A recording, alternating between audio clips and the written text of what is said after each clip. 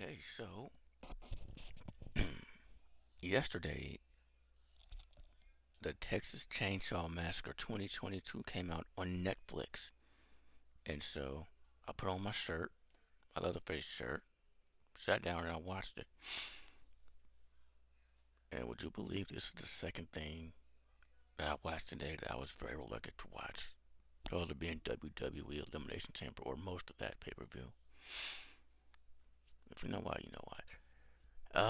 But yeah, so if you saw my reaction to the trailer, then you know that I didn't have really any expectations. I'm not really the biggest fan of this franchise. I like Leatherface, but I mean, like I said in the trailer reaction, with each entry, it seems to go lower and lower for me. And this one was a higher point than the previous one, but it's still not a high one. Um, when it was over, I mean, past the end credit scene, there's an end credit scene. I was sitting there, right here, looking at my TV, right there, remote in hand, right here. And I was thinking and thinking and thinking and thinking and thinking too hard about whether or not I should give this movie a like on Netflix. I couldn't do it. They have dislike, like, and love. I had to push the thumbs down. I pushed the dislike. Well, I didn't hate it though. I didn't like it, and that seems to be general consensus. I looked into it and watched other reviews, and yeah, not too many are liking this one, even the hardcore fans. Yeah, it is more of the same, but also heavily borrowing from Halloween 2018. I mean, heavily too. Uh, we'll get into that. I should explain who this is on the screen here. That's John Lorcat. Uh, Everybody was talking about how Sally Hardesty came back for this one, but with a different actress, because obviously, well, she's not the only person from the original that came back. John Lorcat was in the original. He was the narrator, and he came back to narrate the remake. And since this is yet another reboot, he came back to narrate this one too. I thought that was pretty cool. That's one of the very few things about this movie I thought was pretty cool. Um, so yeah, and I'll start with what I liked. The opening kill. It was pretty awesome. Not gonna lie, like I didn't see that coming or nothing. I was just watching, like, you know, and wow. But that's the only really kind of new is type kill you get. Like the rest is Leatherface being Leatherface. I mean, using that hammer when he likes to use the chainsaw. He used the hell out of that chainsaw. This one earns Chainsaw Massacre. He uses it a lot. I'm gonna start with other people. Yeah. Um, I to an extent like the two sisters. They're like the only two characters I actually like. Even so, only one of them really. That's the younger one. The older one, her and her friends suck, as per the norm for this franchise for a while now. They all suck. All this starts because the older sister and her friends are supposed to have bought an orphanage for their own business gains, what have you. They arrive in Texas thinking it was empty, but who's there to greet them? But Sally, Alice Cridge.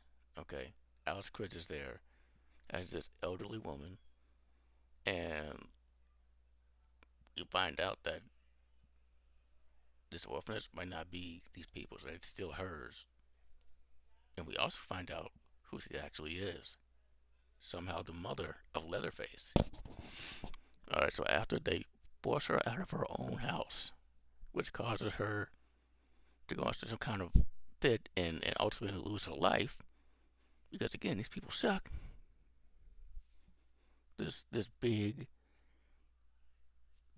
tall, massive dude who we've seen just glimpses of him, his face just hanging around. I'm like, why'd you film like that? Is that Leatherface? And Then he murders that guy. It's like, yep, that's Leatherface. And he was unmasked too. So I'm supposed to believe Leatherface, okay, has been living his life for 50 years unmasked. Unmasked. This one of these people here. There's a better chance of Michael Myers doing that. Like a far better chance. Especially if they're supposed to be Gunnar Hansen's Leatherface. Like they said, I looked into it. They said if Gunnar Hansen was still with us, he would have played the role, of which I have no doubt. It's supposed to be his Leatherface specifically. He's not walking around living his life and being as smart as he's smart in this one. I mean, he is setting traps. It's no way it's just that Leatherface. Like, no, it's more like the remake Leatherface. And Alice Cridge here, let me give her a picture. You might know who that is. She was the Boar Queen on Star Trek. And if you're a horror fan, she was the mother. She also played the mother on Sleepwalkers. Yeah, yep. Now back to her son. Alice Cridge is 68 years old right now. Leatherface, if this takes place after the original, would be around that same age. So it's doubtful that this is her actual son. Plus, you know, Leatherface's family is all kinds of fucked up, so yeah. And by the way, they're the only two members in this movie. No other members of the family are in this one. And she goes pretty quickly, so it's just Leatherface mostly, which is fine with me. It's fine with me. But yeah. So while we're talking about Leatherface, just like when I watched that trailer, I didn't really like his appearance. Of course, I hated seeing him unmasked, because why?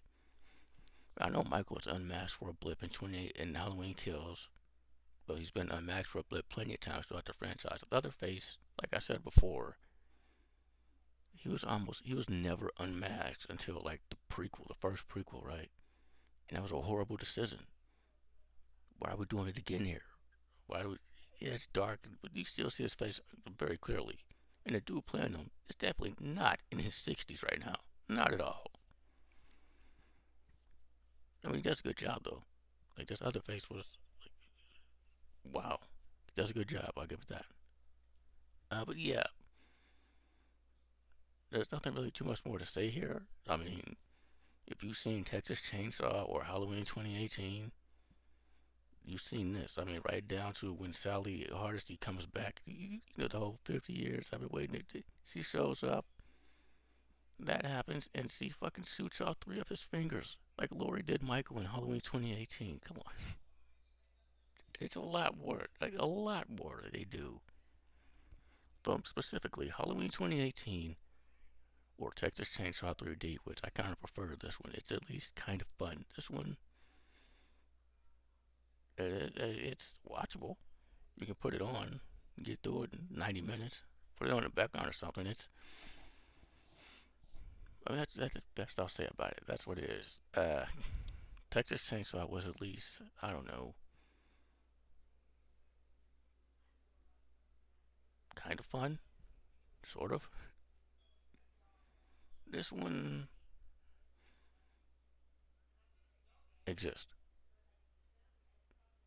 and only and it's like they keep doing unlikable characters.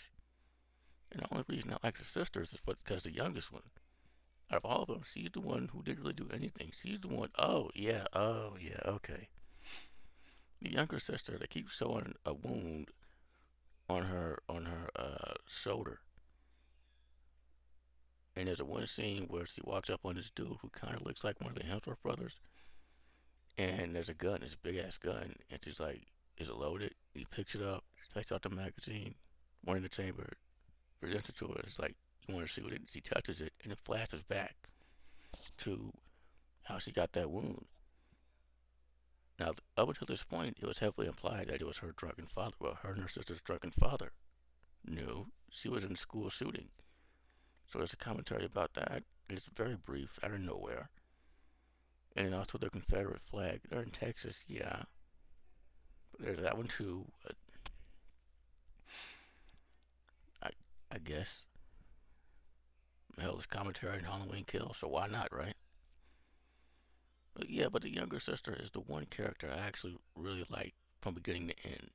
So I started out not liking, well, one, I started out not liking the older sister, and she really stuck for the longest time until she realized, holy shit, she kind of sucks. You know,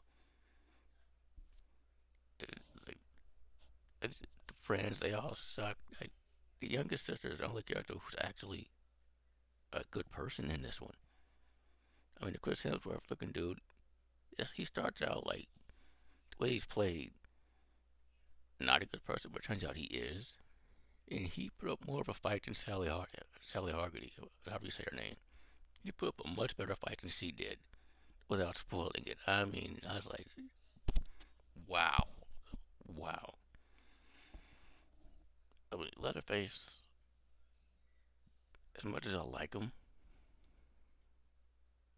I just, I don't know. I don't enjoy him in this one or really any of the most recent movies. I was like him in the earlier ones. Uh, I mean, he has pretty good reason to go on his killing spree, but I mean, that's all it is. Him cutting up people with his chainsaw, beating them with his hammer. One truly unique kill that was pretty cool. That's really what it is. Yeah, that's what it is. Nothing spectacular here. Nothing new here. Like really, that's what it is. Um, I think that's all our talk about the after credit scene. That's one of those. I didn't see the ending coming. I'll tell you that. Like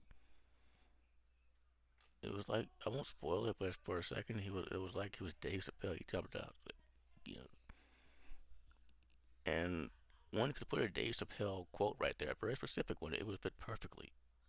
Okay, like when he jumped out, it was like, you know, jumped out. Got it. You know, I didn't see it coming.